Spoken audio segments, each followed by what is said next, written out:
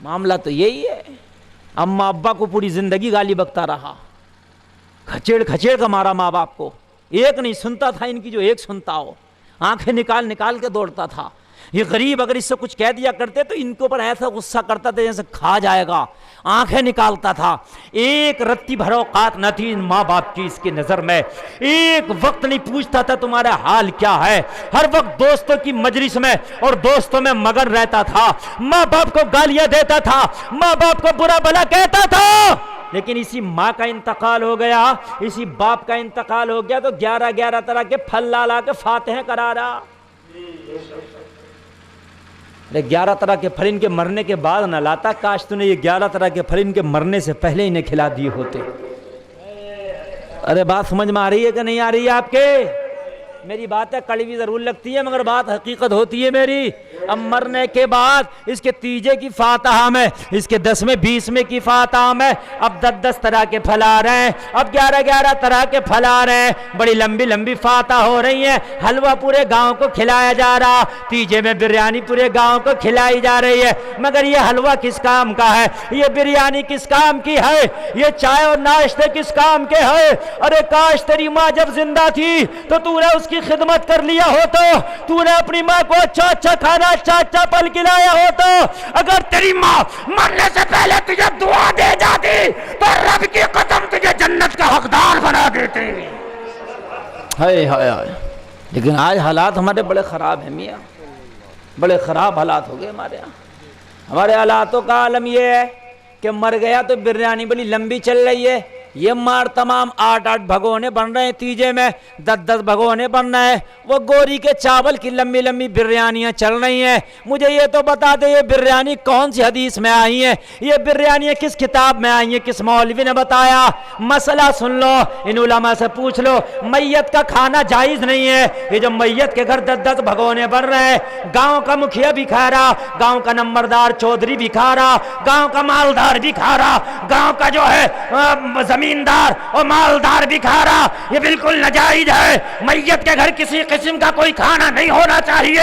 یہ جو لمبے لمبے کھانے چل رہے ہیں, میت کے کھانوں کو بند کرو. تم نے نہ جینے کا چھوڑا ہے نہ مرنے کا چھوڑا ہے. جب تک زندہ تھا جب تک بھی ٹارچر کر رہے ہیں, مر گیا تو اب میت بھی 50,000 سے کم میں نہیں سمٹ رہی ہے. جس دن سے مرا 40 میں تک حساب لگا لیجیے, میری بات غلط ہو تو.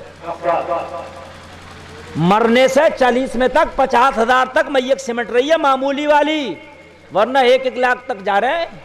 یار ایک بات بتاؤ, شادی کرتا تو 1 سال سے حساب لگاتا, اپنا اکٹھا کرتا, شادی کروں گا کوئی میت کا بھی حساب لگاتا کہ میں مروں گا انہیں بریانیاں کھلاؤں گا, گاؤں والوں کو لاؤ اکٹھا کر لوں.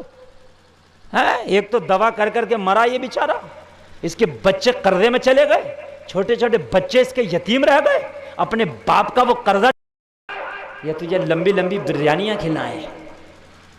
مجھے سننی ہے, ہم تو میاں سننی ہے, تم خاک و پتھر کے سننی ہو. سنیت یہ کہہ رہی ہے تم اس غریب کا گھر برباد کر دو.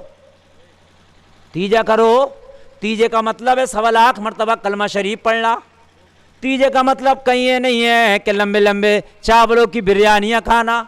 اے لوگوں اگر یہ مولوی نہیں بتائیں گے تم بند نہیں کرو گے تو راما تار اسے بند نہیں کرے گا, اوم پرکاش اسے بند نہیں کرے گا, یہ تمہیں ہی بند کرنا پڑے گی. یہ مولویوں کو بتانا پڑے گا, یہ بند کرنا پڑے گا.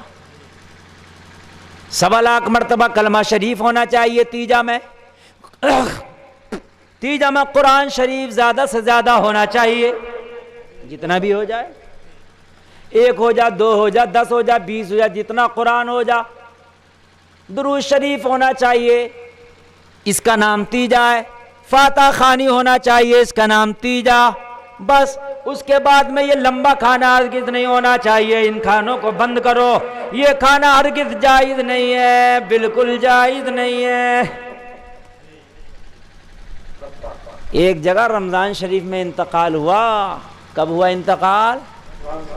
8 بھگونے بھتی کے اٹھے تھے رمضان شریف میں. جھوٹ بول رہا ہوں تو اللہ کی لعنت ہو. رمضان شریف میں 8 بھگونے بھتی کے رمضان میں. مسلمان کی انتقال کی بات بتا رہا ہوں, راماتار کے انتقال کی بات نہیں بتا رہا ہوں. مسلمان کا انتقال ہوا تو رمضان میں 8 بھگونے کھا گئے تھے، روزے کی حالت، مطلب دن میں، رات میں نہیں۔ کبھی تم سوچ رہے ہو کہ مغرب کے بعد دفن ہوا ہوگا؟ ظہر کے بعد دفن کی بات کر رہا ہوں میں، کہ میں جھوٹ بول رہا ہوں کہ اپنے گاؤں میں دیکھ لیے 30% مشکل سے روزے رکھے ہوں گے لوگوں نے، میں کوئی جھوٹ بول رہا ہوں کیا؟ گرمی بہت پڑ رہی ہے، میدان محشر کی گرمی بھی یاد کر لے۔